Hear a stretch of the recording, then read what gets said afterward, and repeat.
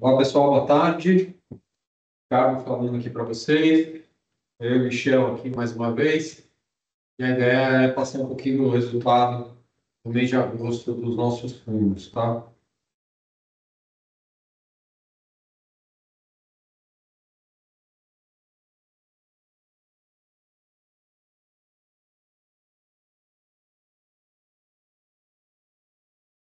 Então, a gente começa pelos nossos fundos de FDIC, que investem em maior parte em cota sênior, de FDIC e cota mezanino, né? E o Strategy, que vocês sabem também, né? Investe um pouquinho em cota subordinada também, tá? O primeiro, que é o Opportunities, que é o fundo que está fechado, né? Fechamos ele em janeiro de 24. Hoje ele está com um patrimônio aproximado de 650 milhões. 82% desse patrimônio é em cota sênior. Né? A exposição em mezanino, né? Vem caindo aí ao longo desses últimos anos, né? Até porque é uma questão de risco e controle de gestão aqui do Michel. Né? E o caixa também aumentou um pouquinho aí esse ano, né? A gente sempre trabalhou com um caixa em torno de 3% a 5%. E aí depois o Michel comenta um pouquinho em detalhe por que desse aumento do caixa que já vem acontecendo desde o mês passado. Quem já acompanhou o mês passado, nosso foco, já repara aí a manutenção aí entre 7% e 9% no caixa aí, dos FIX. Tá? O Opportunity segue aí com uma liquidez de até 30 dias, muito próximo de 50%, né, dos ativos. E aí, quando a gente fala liquidez até 30 dias, a gente está contando aquela parcela de FDICs abertos, né, mais o caixa. Tá? Subordinação júnior muito próxima do que foi o mês passado, nós estamos falando de 32,76 no Opportunities, com uma inadimplência de 3,44. Tá? A rentabilidade segue muito próxima aí do que foi o último mês. A gente fez 116% do CDI. Nominalmente foi um pouco abaixo, a gente fez 1,35%. Tá? No ano, 119%, né? E desde o início, 143%. Advancer, né? Um pouquinho mais de mezanino, a gente vê aí mais ou menos 6% de cota mezanino a mais do que o Opportunities. Então, a carteira de sênior também um pouquinho reduzida, 73%, e o caixa um pouco mais alto, tá? Com 9,80. Patrimônio dele, 1.240 milhões, são 63 FDICs investidos, a liquidez até 30 dias de 45,86%, né? Um pouquinho abaixo do que é o Opportunities hoje, subordinação júnior, 32,55%, né? Média aí também próximo do Opportunities, e o índice de perda média, PDD, de 3,33%. Com relação à rentabilidade, também vem em linha com o que vem acontecendo esse ano, né? A gente está rodando a 1,32 nominalmente no mês, né, e 113% no ano. Né? Todo mundo sabe que a gente roda um pouquinho abaixo do que é o Opportunities, que a carteira de cotas emitidas do Opportunities foi lá atrás, né, pós-pandemia, que a gente ficou ali em torno, né, operava o mercado em cota C, CD mais 4,5. E hoje essas cotas variam entre CD mais 3 e 3,5. Tá? O Strategy segue, né, com uma rentabilidade, vamos dizer assim, mediana esse ano, né? Uma rentabilidade que não está sendo a rentabilidade que a gente teve no ano passado, que foi o ano talvez mais tranquilo para esse fundo, que foi 2024, que ele rodou em torno de 140% do CDI, e esse ano ele está rodando em torno de 130%. Tá? Esse mês foi 126, né? São 37 FDICs, né? Com uma liquidez até 30 dias de 32%. Lembrando que esse fundo é de 360, então realmente o prazo mais longo, a gente tem uma liquidez um pouco mais baixa. Subordinação de juros em 27,35 e índice de perda em 2,30. Tá? E a gente vai passar agora, né, para a diversificação da carteira. Do Opportunity segue aí com 60 FDICs hoje, né, e aqui o índice que diferencia um pouquinho dos demais, né, é o percentual de FDICs sob gestão da M8. E a gente aqui no Opportunity tem 57,52 E no Advanced, né, a gente tem, vou passar aqui para ele, no Advanced a gente tem 77%. Né? Então a gente tem mais FDIC sobre gestão M8 aqui no Advanced, uma estratégia aqui da gestão. Subordinação júnior 32,55, PDD, como eu já falei, e recompra, que é um índice importante também, que a gente tem que acompanhar, justamente porque a recompra em algum momento pode virar uma PDD. Né? Então, a gente acompanha esse índice. Né? Esses dois índices conjugados nunca chegou a 10%. Se um dia chegar, é porque a gente precisa pensar o que está acontecendo, é um sinal de luz amarela ali. Tá? O Strategy, obviamente, tem um pouco menos de FDIC, até porque FDIC, cota subordinada, em mezanino, a gente só compra gestão M8. Né? Tanto o percentual de FDIC sobre gestão M8 é aproximadamente 90%. Tá? Que hoje está dividido em 36 FDICs, né? E 16 são cotas subordinadas júnior, somente de FDICs de gestão M8. Tá? Aqui um pouquinho dos fundos de renda fixa. Então, a gente tem aí uma ligeira manutenção aí da nossa carteira, não mudou muito em relação à exposição em FDIC, nem à exposição de debêntures e letras financeiras. Tá? A gente ainda, principalmente no Previdência, a gente nota aí uma equidade entre debênture e letra financeira. Né? No Capital Plus, a mesma coisa. Né? A gente olha o Capital Plus aqui, ele tem realmente um pouco mais de exposição em cota sênior de FDIC. Estamos falando aí de 36%, quase 37%. Né? Em debêntures e letras financeiras, né? 21% e 19%. Né? E o restante em caixa, tá? CDBs. Tá? A gente tem um pouquinho, um pedacinho em CDBs aqui também, né? Mas a maior parte é caixa, né? De 15,43%. Com relação à rentabilidade, né? Esse mês, nominalmente, o fundo foi ok, deu 1,11, porém a gente teve aí uma parcela abaixo, uma parcela relevante do nosso PL, que era debênture de COSAN, né? Teve alguns movimentos aí de mercado, né? Tanto em bolsa como no secundário do crédito, e por precificação, né, desses ativos, a gente rodou um pouquinho abaixo do CDI, 95% do CDI. Tá? Isso foi para toda a estratégia. Né? Vocês notam aqui que o Previdência, né, que é o segundo fundo aí da estratégia, né, com um pouco menos de tempo, mas um PL até maior do que é o Capital Plus, a gente nota que a carteira segue muito parecida, né, só com 25%, até 25% em cota sênior de FDIC, né, e debênture e letra financeira, né, com 27% cada uma. Tá?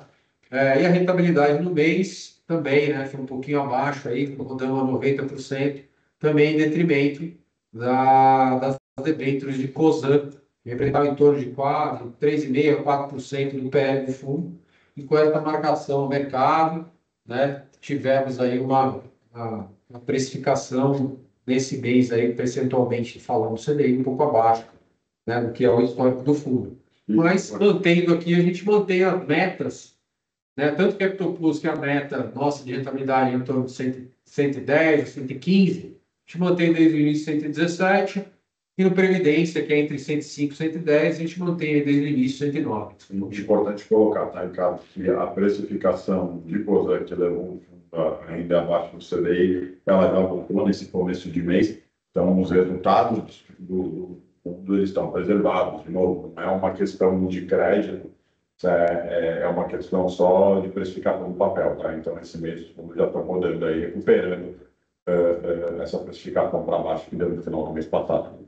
Foi bem no finalzinho do mês, né, que aconteceu esse movimento de COSAN, a bolsa, no mercado secundário, e aí aconteceu, né, muito em função da Raizen, né, não vamos entrar muito em detalhes aqui, se o Michel depois quiser falar, mas muito em questão da Raizen, algumas dúvidas ali com relação ao alavancagem e tal, né, mas o mercado acabou recuperando, né, então os ativos estão negociando uma taxa já bem mais favorável para o fundo, só que isso aconteceu depois do fechamento de agosto. Então a recuperação ocorreu nos primeiros dias, inclusive o fundo rodou a 130%, 135% do CDI, né, justamente recuperando essas potenciais aí, né, marcações, tá? O M8 Yield seguiu na mesma postura. Aqui o Yield é um fundo mais jovem nosso, completou 7 meses agora, tá? É um fundo que tem uma característica, né, um pouco mais líquida, né? D9, com até 20% em cota sênior de FDIC, e que é o nosso primeiro fundo que contempla FDIC para investidor em geral, né? Nós ainda achamos que é importante manter o investidor em geral em fundos que eles conhecem mais, têm mais familiaridade, que são através, né, do PL, recheado aí também de debêntures de grandes companhias e letras financeiras de grandes bancos, tá? O caixa até aumentou um pouquinho em relação ao mês passado, né? Estamos trabalhando aí com quase 20% de caixa, tá? E o retorno, como eu falei, já do Cosan, esse 89% do CDI foi detrimento da Cosan, só que no ano a gente segue entregando na média ali 103, 105%, que é a nossa meta de rentabilidade do fundo. Aqui eu vou passar um pouquinho das carteiras, né? Então, carteira do Capital Plus, né? A gente nota aí CEMIG em maior posição, né? Cosan, segunda maior posição, que foi esse ativo que acabou trazendo a volatilidade para a carteira, né? Localiza, Compass, JHSF, e depois os bancos, né? Com uma posição mais relevante em Itaú, né? Caixa Econômica e BNB.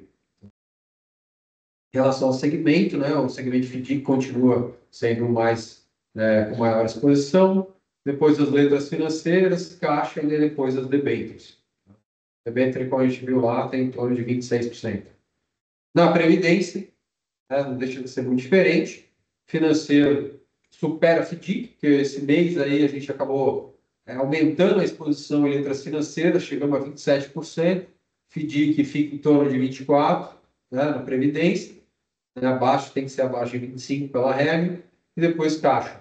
Então, as posições são muito complementares, são muito parecidas, né? CEMIG tem maior exposição, como tem no outro fundo, a EGEA passa um pouquinho COSAN, depois já Compass, Copel, né? E entrou na carteira esse mês Randon, tá? Mês passado não tinha, foi uma aquisição que foi feita, foi um ativo que a gente aprovou nos últimos comitês de crédito aqui da M8, tá? Com relação às letras financeiras, o BB aqui tem uma posição mais relevante que o Itaú, tá? Mas uma questão particular aqui do fundo, nada demais. Depois Bradesco, Votorantim e assim por diante. Então, o yield também segue muito parecida a carteira, né? Obviamente com financeiro mais alto, DLF, depois FDIC com 20%, né? E depois o caixa com aproximadamente 20% também. A carteira segue muito parecida aí com os demais fundos. Aqui o Itaú aparece com mais posição do que o Previdência, que estava com o Banco do Brasil. E é isso, quero passar agora a palavra para o Michel, para ele comentar um pouco do cenário, mercado, né, e o que a gente está enxergando para o futuro, para esse trimestre, né, Michel? E para o último trimestre do ano, né? Já tem bastante coisa aí, ainda tem bastante coisa para a gente pensar. Bastante trabalho. Vai ser difícil do ano acabar. Vai ser difícil. Mas vamos lá, eu acho que assim, hoje tem bastante assunto, né? Eu estava vendo o nosso posicionamento aqui e a quantidade de acontecimentos que nós estamos passando agora, a gente passou no mês passado, né? Isso vai dar um norte aí sobre o posicionamento que a gente tem hoje aqui no nível, tá? Então, eu acho que assim, primeiro a gente, né, passando dados assim superficiais do mercado, então assim, o mercado de renda fixa, crédito continua muito líquido, até dadas as incertezas todas que a gente está passando, né? Por mais que a gente está vendo aí a bolsa muito bem e etc, mas a gente sabe que o risco de uma volatilidade alta é grande, né? Então o spread a 15%, né? A taxa de juros a 15%, o investidor buscando taxa de juros, mas spread ainda é muito favorável, então essa liquidez para o mercado de renda fixa continua muito alta, o que gera uma preocupação forte, né? Porque a volta disso pode não ver, né? A gente vê na parte macro, né? As empresas high grade, né? Muitas delas emitindo dívidas, trocando o passivo, né? Passivos mais curtos por longos, né? E a taxas que não fazem sentido, né? A gente vê as emissões hoje, os primários hoje, trabalhando com um spread muito, muito baixo. Então, é uma coisa que lá na frente a gente começa a se questionar, que dependendo da volatilidade, a hora que a gente tiver algum movimento de mercado com essa abertura, isso também pode doer nas carteiras de renda fixa, né? A gente vê uma economia que continua forte, em contrapartida, na parte micro, a gente vê uma economia bastante machucada, tanto na ponta de empresas médias, né? A gente consegue fazer esse link da microeconomia com pequenas e médias empresas e pessoas físicas em detrimento contra o high grade, né? Então, a gente vê uma economia aqui funcionando, uma economia forte, né? Mas, em contrapartida, a gente vê as empresas machucadas. Então, a gente começa a ver, que nem a gente falou, igual a gente falou no mês passado, né, um arrefecimento econômico por conta das empresas, mas a máquina continua girando. A pergunta é, a que preço? Né? Por conta dessa parte micro, a gente começa a ver um número muito grande de operações em crédito estruturado, né? Acho que cada vez crescendo mais, né? O que gera aquela famosa interrogação, né? Será que se sustenta, né? Porque se as empresas estão começando, principalmente as médias, a tomar crédito mais estruturado, até onde vai isso? Até onde vai essa capacidade de pagamento dessas empresas médias? Então, é um ponto de atenção forte. Fora isso, né, a gente está esperando a questão do IOF ainda, da bitributação. Eu acho que, voltando um pouco para os resultados dos fundos, tanto o Opportunity quanto o Advanced, a gente teve uma quedinha na rentabilidade, né, que estava rendendo em torno dos seus o Advanced 113, o Opportunity 116, a gente caiu 2 pontos percentuais do CDI por conta de alocação em FDICs em cima do IOF, mas a gente tem que continuar rodando, até porque a gente subiu um pouco a régua na rentabilidade dos FDICs que a gente está alocando, né? Justamente, mas para pegar essa ponta, esse diferencial de IOF, mas na cabeça a gente acaba apanhando um pouco com isso. Né? Existe, né, uma data final para divulgação, né, do texto final, que é em outubro, né, mas, de novo, é incerto se realmente isso vai sair ou não. Né? Então, isso é um pouco, né, para falar de macro. Tá? Deixa eu só perguntar, né, Cais, a gente vem aumentando um pouco o caixa, né? Isso acaba atrapalhando um pouquinho a rentabilidade. Isso também foi um detrator, né? Junto com que tem a ver com o IOF. Na verdade, a gente está aplicando menos, porque a gente está fazendo isso mais gradativo, justamente para não trazer um retorno mais baixo ainda, né? do que a gente vem sentindo um pouquinho. Né? O fundo estava rodando a 115, 116, o Advance, e agora está rodando a 113, né? Esses últimos 2 meses, 114, 113. Tá? Mas é normal, né? Mas a rentabilidade nominal ainda está bem, mas tem um pouquinho dessa questão do caixa, né, Michel? Existem 2 fatores, né? O caixa, logo, porque a gente não pode fazer alocação de caixa muito pesada, isso traria a rentabilidade para baixo, mas também pela questão da geração de ativo.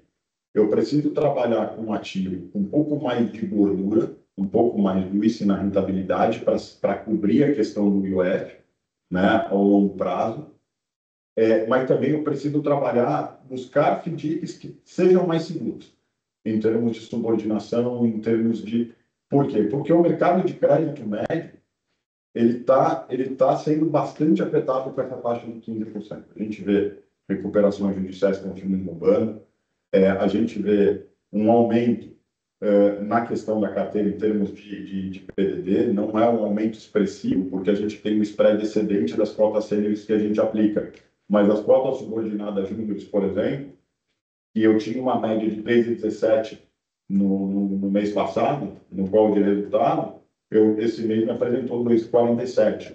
Isso é claramente um aumento de inadimplência. A gente vê um trabalho grande aqui em relação à alienação de imóvel, a acordos. Então, a gente começa a ver que está machucando. Então, a gente busca ativos mais seguros, e, em contrapartida, eu preciso de um retorno melhor para cobrir o F. Então, isso acaba trazendo o quê?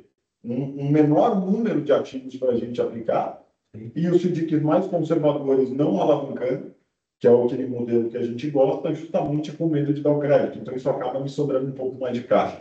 O que não é ruim, porque numa eventual estreia de crédito, a gente tem aí uma liquidez suficiente para trabalhar resgate, etc. Tá? Então, hoje, só para vocês saberem, por cautela, né, por conta desse mercado de crédito, que às vezes os investidores não conhecem tanto a diferença dos FDICs, etc., né, hoje a gente tem sobrando aí todos os resgates agendados para os próximos 90 dias, eu tenho sobra de caixa e liquidez para isso, tá? E até, de certa forma, propositalmente para um ter estreia no caso de um aumento do número de resgates, tá? Então, para passar um pouco para vocês os números dos FDICs, tá? As taxas médias foram de 2,45 para 2,38. Isso mostra um aumento de liquidez. A gente vai falar daqui a pouco sobre isso, tá? O caixa, de 9,40 para 9,03. Se manteve. Subordinação juros, se manteve aí perto dos seus 31%. Isso da carteira como um todo, tá? Aí separa entre os FDICs que a gente investe. A gente tem lá os seus 32 e pouco, porque aqui eu estou falando de uma carteira grande nossa. Rentabilidade da cota júnior, que é o que eu falei agora, uma média de 3,17, caiu para 2,47. Né? As PDDs, 2,66, foram para 3,13 numa média. Né? Recompras se mantiveram perto dos seus 2,80. O prazo médio continua nos seus 62 dias. E a liquidez que caiu um pouco de 95 para 92. Tá? Então, o que a gente consegue enxergar daqui? A gente teve uma diminuição de caixa, a gente teve uma diminuição de taxa de cessão no final, e a gente teve um aumento de PDD, e a gente teve uma movimentação ainda grande dentro dos FDICs. Ou seja, está se suprindo a questão da PDD movimentando mais. E com essa liquidez toda, os FDICs, por conta da concorrência, têm que baixar as taxas e buscar operações, às vezes, com mais garantia. Tá? E isso acaba afetando o mercado como um todo. Né? E até gerando um pouco de receio dos FDICs mais conservadores em relação a tomar alavancagem, porque por mais que os bancos estejam travados e esteja sobrando mais crédito dos FDICs, mas esse crédito está muito perigoso. Né? Acorda com o crédito, por conta dessa liquidez toda, por conta dessa liquidez mascarando o risco, a corda com o crédito ela está muito esticada. Tá? Então, assim, olhamos um mercado de crédito meio cinzento lá para frente. Tá? Falando um pouco de carrego, né? Hoje a gente está com um carrego líquido no Capital Plus de 1,02, com uma duration de 0,99 anos. No PREV, 1,06 de carrego líquido, com uma duration de 1,19 anos. No Advance, um carrego líquido de 2,40, no Opportunity, um carrego líquido de CDI mais 2,86 e no Yield, um carrego líquido de CDI mais 0,53, com duration no Yield de 1,89 anos. Tá? Então, assim, dentro das características, dentro do que a gente está falando aqui, né, a posição nossa aqui da R8 e até assuntos do porquê do nosso posicionamento é de extrema cautela. Tá? A gente está extremamente conservador. Todos os nossos fundos aqui trabalhando com caixas altos e ativos de bastante liquidez, tá? Justamente por conta dessas incertezas. Tá? Só para a gente ter uma ideia, juntando todos os assuntos que a gente tem falado no mês passado e a gente entrou esse mês aqui falando. Tá? Então, vamos lá. Insegurança relacionadas ao sistema de TEDs e PIX no mercado, os ataques hackers. Né? Banco Master, que é um vai e volta, a gente não consegue entender para onde vai e nem por que está acontecendo tudo isso. Né? O porquê que está acontecendo tudo isso, de decide se liquida, ou se vende, ou se batia, né? Isso gera uma insegurança, a questão do FGC, a liquidez do FGC em relação ao mercado, etc. A operação do PCC, a operação que todo mundo viu aí, Faria Lima, na semana passada. Né? Julgamento do Bolsonaro. né? Já prevendo o que vai acontecer e como vai ser o nosso ano de 2026, né? Que vai ser algo mais polarizado do que as eleições passadas, né? Trump, e aí a gente, do Donald Trump, diversos assuntos que afetam aqui o nosso mercado, inclusive. Então, nós temos a briga com o Fed, nós temos a questão do tarifaço, a gente tem agora a questão com a Venezuela, a gente tem aí diversos assuntos. Geopolítica, incertezas lá fora, Rússia, Coreia, China. Hoje, notícia nova, que é Israel atacando o Catar. Então, geopolítico também, envolvendo aqui o vizinho, a Argentina. A esquerda tem um posicionamento que pode ser que volte na Argentina. Então, assim, junto a isso, com a questão econômica, onde 60% das famílias endividadas, a média empresa alavancando para pagar juros, enquanto a grande empresa está trocando passivo porque existe muito dinheiro vindo para o mercado de crédito. Então, se eles emitem uma dívida a CDI mais meio, eles estão colocando o book inteiro. Então, existe um contraponto muito grande da economia real para o que está vindo do mercado financeiro, principalmente dos bancos, das tesourarias, dos fundos de renda fixa. E a gente sabe que isso daqui é a receita para o aumento do risco, né? Muita liquidez em crédito, com todas essas variações aí de assuntos, né? E incertezas, né? É onde você tem um risco aumentado e é onde a gente toma cuidado para não tomar um contrapé em relação a possível abertura de taxa, tá? Então, hoje, né, onde a gente vê as empresas reperfilando dívida, as grandes empresas, eu vejo nos FDICs, por conta dessa alta liquidez para o mercado de FDICs, uma queda de subordinação, porque os FDICs estão aproveitando para, às vezes, trabalhar um pouco mais de alavancagem, né? Queda de taxa na ponta final do crédito, aumentando o risco, né? Aumento de PDD, porque, obviamente, quando você sai dando muito crédito, você, na outra ponta, você tem um aumento de empresas que estão também não pagando para tentar um acordo ou pedindo uma recuperação judicial. É o mesmo efeito quando a gente investe nos FDICs e no crédito, é o mesmo efeito que a gente consegue enxergar no crédito na ponta. Só que primeiro vem o crédito da média empresa e depois a gente começa a ver afetar o negócio. Então, a nossa cabeça hoje aqui é caixa, segurança, curto prazo, trabalhar hoje em highway, nas operações mais seguras, em FDIC, também mantendo uma segurança, tanto é que a gente deu uma boa reduzida no índice de cotas mezanino, estamos trabalhando mais os FDICs em casa, estamos implementando aqui reuniões, inclusive, de crédito, discutindo nome a nome dentro das carteiras dos FDICs, principalmente os 20 maiores nomes de cada FDIC.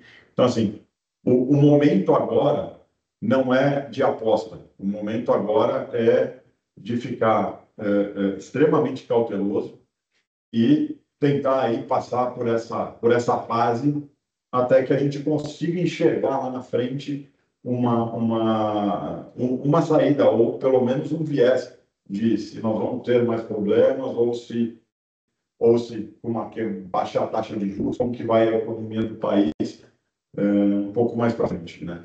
Então, até lá, conservadorismo 100%. Os originadores também estão segurando um pouco, né, esse dia a dia aí, né, abrindo menos contas, menos CDIs sendo cadastrados, né, a gente tem menos aprovações de contas novas, eles estão optando em segurar e fazer com quem eles já conhecem, né, ou seja, dar crédito para as empresas que já são mais usuais, já estão mais acostumadas com esses momentos, né, um pouco mais adversos, né, vamos dizer assim. Sim. Esse é um ponto também que a gente vem, né, que a gente comentou essa semana, inclusive, né? A gente vê isso, né? Assim, em setembro, né? O fechamento aí, para o fechamento de setembro que a gente vai chegar agora, a gente não vê os FDICs entregando aquela rentabilidade. A gente vê os FDICs hoje, pelo menos na média nossa aqui, né? em torno de 17% a 20%. Se você está falando que a cota subordinada júnior está dando CDI mais 5, né, em média, até é uma coisa que se a gente converter isso para anual, é um negócio que tá difícil, cara. Né? O spread excedente está cobrindo um aumento de PDDs, etc. Mas, assim, a quantidade de trabalho operacional e o pricing do crédito na ponta versus o que o fundo paga de passivo, que são os investidores, a CDI mais 3, 3,5, acaba não valendo a pena você alavancar o fundo para aumentar o teu risco de crédito, principalmente para o originador, para o cotista subordinado, para você chegar no final do ano para entregar CDI mais 8 no final do ano. O risco de crédito está muito alto versus o custo do fundo. Né? Então, a gente não vê, pelo menos os FDICs mais conservadores, esse muito excedente muito sacado, que a gente gosta de trabalhar com uma alavancagem mais alta. Aonde a gente vê o crescimento? Em FDICs que têm mais operações estruturadas, trabalhando um pouco de prazo mais longo, com operações com garantia real em imóvel, o que também é uma coisa para a gente olhar e tomar muito cuidado. Porque não é porque você tem uma garantia real na carteira que essa operação é boa. Porque a garantia real, imagina o seguinte, se uma operação não paga e você, para recuperar um imóvel, demora 2 anos, qual é o custo do dinheiro que fica empatado naquela garantia em relação ao fundo? Isso é rentabilidade negativa direta na conta júnior, porque o passivo continua rodando a CDI mais 3,5, CDI mais 3. E o imóvel é dinheiro que ficava parado sem girar. Então, precisa tomar muito cuidado também com esses fundos que trabalham as operações mais estruturadas, qual é o nível de garantia, como funcionam as garantias. Então, são fundos que acabam dando muito mais trabalho da gente operar, justamente para entender qual que é a liquidez da garantia real que está lá dentro. Né? Então, são coisas que a gente tem que ter cautela. Tá? Perfeito. Acho que era isso.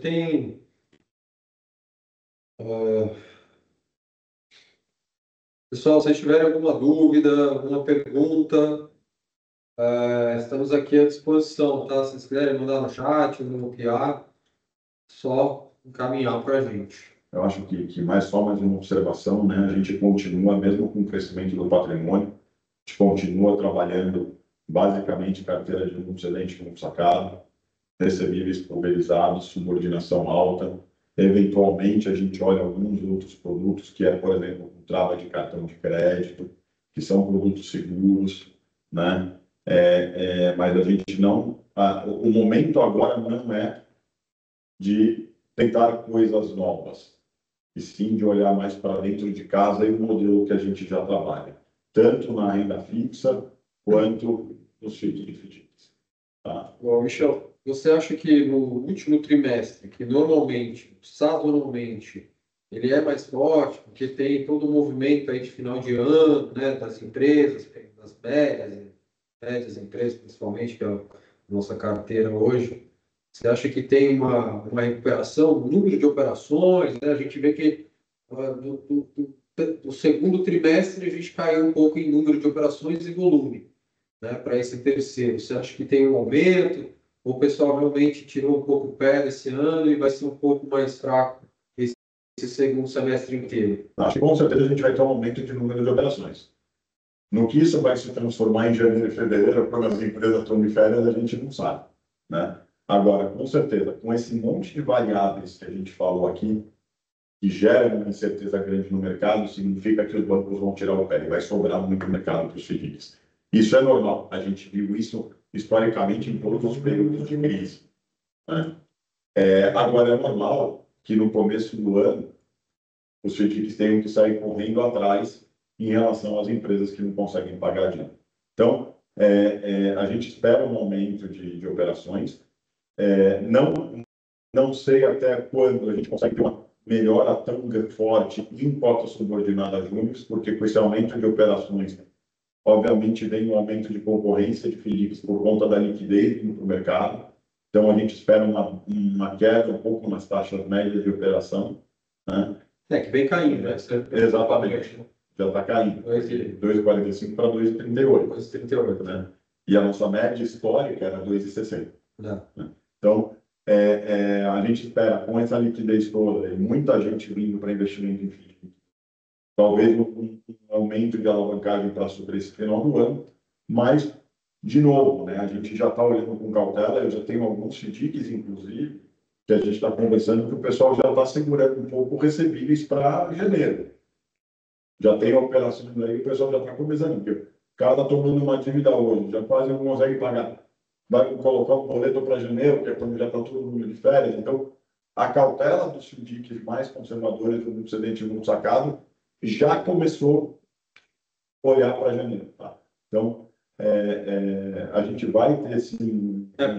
esse mês começa a gerar boletos que vão ser pagos em janeiro. Né? Exatamente. É o mês mais fraco aí que a gente considera. Prazo médio de recebimento para 62 dias da carteira já começa a olhar janeiro e fevereiro. Mas, Michel, essa sazonalidade tem mudado bastante também, né? Então, assim, tem ano que o primeiro semestre é mais forte, tem ano que o segundo. Não, mas só o final do ano que normalmente, por característica, ele é um pouco mais fraco mesmo. Mas em relação ao crescimento de originação, né, não necessariamente vai ser o primeiro ou o segundo, né? Mas de acordo com o que está acontecendo no cenário global também, né? a gente vai ter que entender um pouco a confiança para ver aonde vai. Né? Geralmente, o final do ano ele puxa no número de operações. Né? Agora, de novo, são muitas variáveis aqui e é a cabeça do originador do crédito. Né? Como a gente trabalha mais curto prazo nos FDICs, então existe um caminho às margens do que está acontecendo no cenário macro. Tá? Mas, de qualquer forma, hoje acho que a preocupação é geral. Né? Eleições no ano que vem, o que vai acontecer, taxa de juros, se compensa colocar crédito na rua, dinheiro na rua, a partir do momento que a taxa continua muito alta. Então, de novo, né, o potencial de perda aqui versus a receita é muito grande. Até porque o cotismo subordinado está ganhando CDI mais, vamos dizer, CDI mais 10 e 15, que é mais ou menos hoje que está se desenhando esse cenário que eles vão ganhar esse ano, não é chegar a visão, né? Quando a taxa de juros tá 8, 10, ele está ganhando o CDI mais 20. Exatamente. Né? Aqui ele está ganhando o CDI mais 10 por 15. Né? Então muda um pouquinho esse apetite pelo crédito. Né? Alguma perda um pouco mais alta que ele possa ter acaba afetando o resultado e não entregar o CDI no ano. Então, assim, essa é a cautela. Né? A gente espera um aumento nas movimentações dos FDICs, mas, de novo, com muita cautela. Ainda muita coisa para sair agora em setembro, outubro, para ver se realmente isso vai se confirmar. A notícia boa é que tem boas originações aí no nosso pipeline aqui, tá? E a gente vem conseguindo, né? Esse ano a gente aprovou até agora, né, 4 novos originadores, né? Tem um quinto chegando aí também, né? Vai ser mais ou menos o mesmo número, provavelmente, que a gente acabou fazendo em 2023. Foram 5 originadores novos. Então, a expectativa é que, né, esse caixa, né, esses aportes que a gente vem recebendo, que a gente vai ter como investi-los aí de uma forma segura, né, e sem muito mudar a estratégia que é de fazer os FDICs pulverizados e um excedente muito sacado, tá? Acho que esse é o conforto que a gente pode dar para o futuro. Não só isso, né? Eu acho que a notícia boa é que a casa sempre foi muito conservadora para crédito. Né? Tanto na ponta dos FDICs quanto na ponta de high grade. Né? Então, assim, as decisões em comitê, a decisão colegiada, a parte da cautela, até de onde a N8 veio, né? Acaba deixando a gente mais tranquilo em relação à carteira. Por mais que a gente seja mais conservador, talvez não entregue melhor rentabilidade, mas deixa a gente, com tudo isso que está acontecendo, com tudo isso que a gente está vendo, deixa a gente dormindo mais tranquilo. Né? Então, eu acho que essa é a parte boa, né? Olhar no longo prazo, como é que a gente se comporta, como é que as nossas carteiras se comportam aí nas épocas de crise. Tá?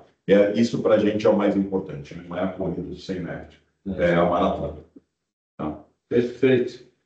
Gente, queria agradecer mais uma vez a presença de todos. A gente vai encerrando por aqui. Não tem nenhuma dúvida aqui ou pergunta. E, Michel, obrigado. Tranquilo, obrigado. Até a próxima. Valeu, gente. Obrigado.